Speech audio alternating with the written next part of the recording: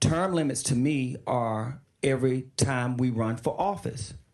A debate at the State House this month that could have an impact all across the country. The House Judiciary Committee reviewing a resolution that could lead to term limits, not in South Carolina, but in the U.S. Congress. I think that people are going to vote for who they want to vote for. If they like you and you're doing a good job and you're pleasing the majority of your constituents, they'll keep sending you back.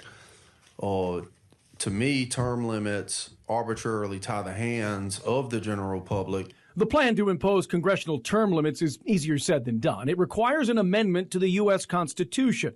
Both the South Carolina House and Senate has to approve the proposal, then file an application for a convention of states where the Constitution could be amended. 34 states in all need to sign on for the same purpose. We should not be telling people who they want to represent them on a state or federal level. The Judiciary Committee narrowly approved the term limits resolution on a 13-11 vote in early February. The plan is being pushed by State Rep. Cal Forrest. But I think it's time for our government, for the people to have the power back in their hands and not be ruled by career politicians that are not in touch with their constituency. Having institutional knowledge is really important to be able to at least build some level of continuity when it comes to the way that our government runs and operates.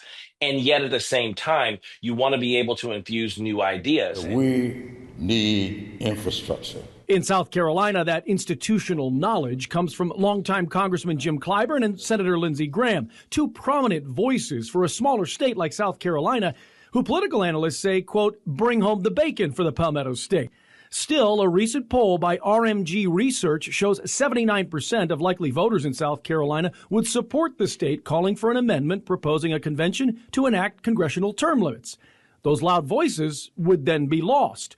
This really does boil down to, will the voters at home, will you actually show up to vote for new people? And that's really where the democratic process comes into play here. According to the nonprofit group U.S. Term Limits, 9 states have passed applications specific to the single subject of U.S. congressional term limits.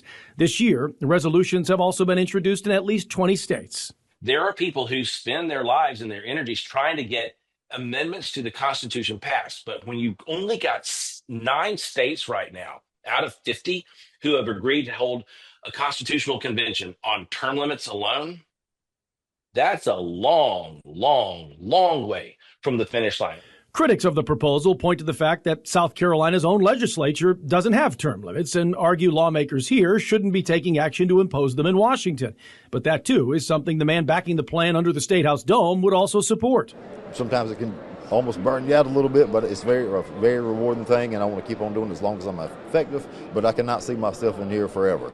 If you want to stay up to date with this story and much more, subscribe to our Watch Fox YouTube page. Be sure to like, comment, subscribe, and click the notification bell so you never miss an update.